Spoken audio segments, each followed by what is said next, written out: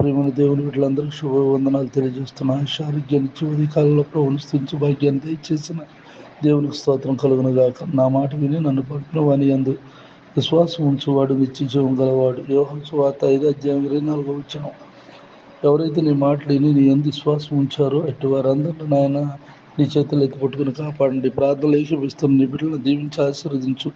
ఇంట్లో నుండి బయటకు వెళ్తున్న, బయట నుండి ఇంటికి వస్తున్న కాపుదల భద్రతలో ఉంచండి. వారి చదువుల్లోని, వ్యాపారం, వ్యవసాయ, ఉద్యోగ పనుల్లోని తోడుగుడు సహాయం చేయండి.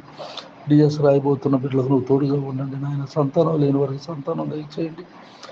అంతేకాకుండా నాతోటి సేవకులైనటువంటి వారిని చేతులు ఎత్తి పట్టుకుని కాపాడండి. బీపీలు, షుగర్లు ఉన్నవారిని బాగు చేయండి, స్వస్థపరచండి ప్రభా.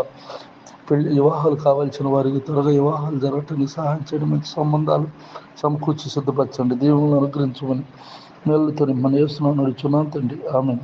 తండ్రి అయిన దేవుని దయ, ప్రభువైన యేసుక్రీస్తు వారి కృప, పరిశుద్ధాత్మకు సన్నిధి ఇప్పుడు ఎల్లప్పుడూ సదాకాలం తోడై ఉండుగాక. ఆమేన్, ఆమేన్, ఆమేన్.